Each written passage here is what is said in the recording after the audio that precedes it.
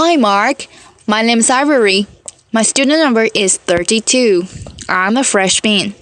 Today I'm going to read David Casarett, a doctor's case for medical marijuana. I would like to tell you about the most embarrassing thing that has ever happened to me in my years of working as a palliative care physician. This happened a couple of years ago. I was asked as a consultant to see a woman in her 70s, retired English professor who had pancreatic cancer. I was asked to see her because she had pain, nausea, vomiting. When I went to see her, we talked about those symptoms, and in the course of that consultation, she asked me whether I thought that medical marijuana might help her. I thought back to everything that I had learned in medical school about medical marijuana, which didn't take very long because I had learned absolutely nothing. And so I taught her that as far as I knew, medical marijuana had no benefits whatsoever. And she smiled and nodded and reached into the handbag next to the bed and pulled out a stack of about a dozen randomized controlled trials showing that medical marijuana has benefits for symptoms like nausea and pain and anxiety. She handed me those articles and said, "Maybe you should read these before offering an opinion, doctor." Laughter. So I did. That night, I read all of those articles and found a bunch more. When I came to see her the next morning, I had to admit that it looks like there is some evidence that marijuana can offer medical benefits, and I suggested that if she really was interested, she should try it. You know what she said? This 73-year-old retired English professor. She said, "I did try it about 6 months ago. It was amazing. I've been using it every day since. It's the best drug I've discovered. I don't know why it took me 73 years to discover this stuff. It's amazing." Laughter. That was a moment at which I realized I needed to learn something about medical marijuana because what I was prepared for in medical school bore no relationship to reality. So I started reading more articles. I started talking to researchers. I started talking to doctors, and most importantly, I started listening to patients. I ended up writing a book based on those conversations, and that book really revolved around 3 surprises. Surprises to me, anyway. One, I already alluded to that there really are some benefits to medical marijuana. Those benefits may not be as huge or as stunning as some of the most avid proponents of medical marijuana would have us believe, but they are real. Surprise number 2, medical marijuana does have some risks. Those risks may not be as huge and as scary as some of the opponents of medical marijuana would have us believe, but they are real risks, nonetheless. But it was the third surprise that was most surprising, and that is that a lot of the patients I talked with who turned to medical marijuana for help weren't turning to medical marijuana because of its benefits or the balance of risks and benefits, or because they thought it was a wonder drug, but because it gave them control over their illness. It let them manage their health in a way that was productive and efficient and effective and comfortable for them. To show you what I mean, let me tell you about another patient. Robin was in her early 40s when I met her. She looked though like she was in her late 60s. She had suffered from rheumatoid arthritis for the last 20 years. Her hands were garnered by arthritis. Her spine was crooked. She had to rely on a wheelchair to get around. She looked weak and frail, and I guess physically she probably was, but emotionally, cognitively, psychologically, she was among the toughest people I've ever met. And when I sat down to sat down next to her in a medical marijuana dispensary in Northern California to ask her about why she turned to medical marijuana, what it did for her and how it helped her. She started out by telling me things that I had heard from many patients before. It helped with her anxiety. It helped with her pain. When her pain was better, she slept better. And I'd heard all that before, and then she said something that I'd never heard before, and that is that it gave her control over her life and over her health. She could use it when she wanted, in the way that she wanted, at the dose or frequency that worked for her, and it didn't work. If it didn't work for her, then she could make changes. Everything was up to her. The most important thing she said was she didn't need anybody else's permission, not a clinic appointment, not a doctor's prescription, not a pharmacist order. It was all up to her. She was in control. And if that seems like a little thing for somebody with chronic illness, it's not at all.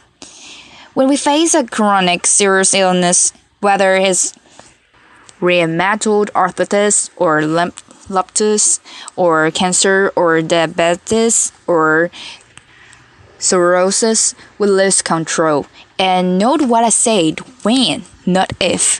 All of us at some point in our lives will face a chronic serious illness that causes us to lose control. We will see our function decline. Some of us will see our cognition decline.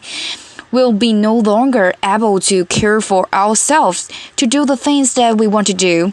Our bodies will betray us, and in that process, we will lose control, and that's scary. Not just scary, that's frightening. It's terrifying. When I talk to my patients, my palliative care patients, many of whom are facing illness that will end their lives, they have a lot of be frightened of pain, nausea, vomiting, constipation, fatigue, their impending mortality.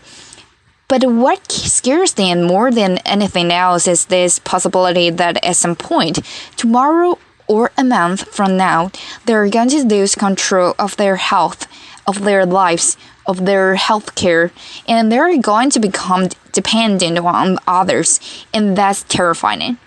So it's no wonder really that patients like Robin, who I just told you about, who I met in that clinic, turned to medical marijuana to try to claw back some semblance of control. How do they do it though? How do these medical marijuana dispensaries, like the one where I met Robin, how do they give patients like Robin back the sort of control that they need? And how do they do it in a way that mainstream medical hospitals and clinics, at this for Robin, weren't able to? What's their secret? So I decided to find out. I went to a city clinic in Venice Beach in California and got a recommendation that would allow me to be a medical marijuana patient. I got a letter of recommendation that would let me buy medical marijuana. I got that recommendation illegally because I'm not a resident of California. I should note that. I should also note for this record that I never used that letter of recommendation to make a purchase. And to all of you DEA agents out there, laughter. Love the work that you're doing. Keep it up. Laughter. Even though it didn't let me make a purchase though, that letter was priceless because it let me be a patient. It let me experience what patient like Robin experienced when they go to a medical marijuana dispensary. And what I experienced, what they experience every day, hundreds of thousands of people like Robin, was really amazing.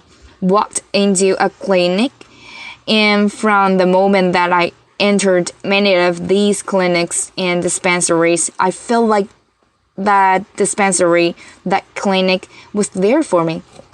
There were questions at the outset about who I am, what kind of work I do, what my goals are in looking for a medical marijuana prescription or product, what my goals are, what my preferences are, what my hopes are. How do I think? How do I hope this might help me? What am I afraid of?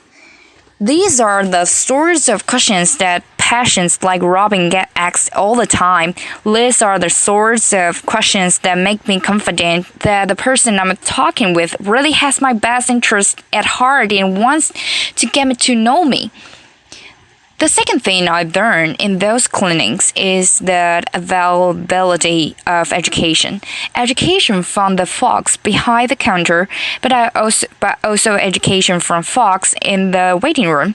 People I met were more than happy as I was sitting next to them. People like Robin to tell me about who they are, why they use medical marijuana, what helps them, how it helps them, and to give me advice and suggestions. Those waiting rooms really are a hive of interaction, advice, and support. And third, the folks behind the counter. I was amazed at how willing those people were to spend sometimes an hour or more talking me through the nuances of this strain versus that strain, smoking versus vaporizing, edibles versus tinctures. All remember, without me making any purchase whatsoever. Think about the last time you went to any hospital or clinic and the last time anybody spent an hour explaining those sorts of things to you.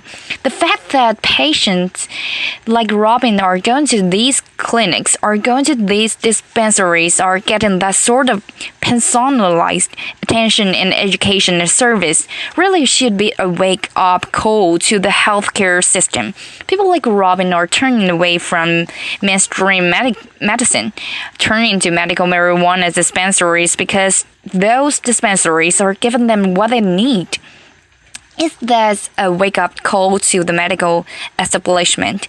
It's a wake-up call that many of my colleagues are either not hearing or not wanting to hear. When I talk to my colleagues, physicians in particular, about medical marijuana, they say, oh, we need more evidence. We need more research into benefits. We need more evidence about risks. And you know what? They're right. They're absolutely right. We do need much more evidence about the benefits of medical marijuana. We also need to ask the federal government to reschedule marijuana to Schedule 2 or to deschedule it entirely to make that research possible. We also need more research into medical marijuana risks. Medical marijuana risks, we know a lot about the risks of recreational use.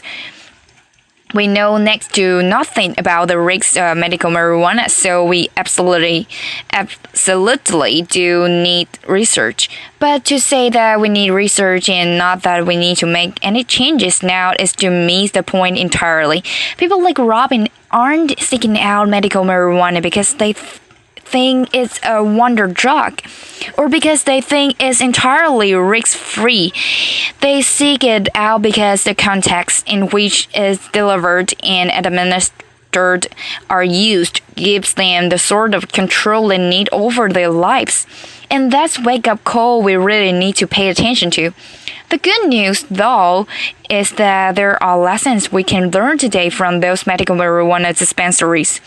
And those are lessons we really should learn. These are often small mom-and-pop operations run by people with no medical training. And while it's embarrassing to think that many of these clinics and dispensaries are providing services and support and meeting patients' needs in ways that billion-dollar healthcare systems aren't, we should be embarrassed by that, but we can also learn from that. And there are probably 3 lessons at least we can learn from those small dispensaries. 1. We need to find ways to give patients more control in small but important ways. How to interact with healthcare providers.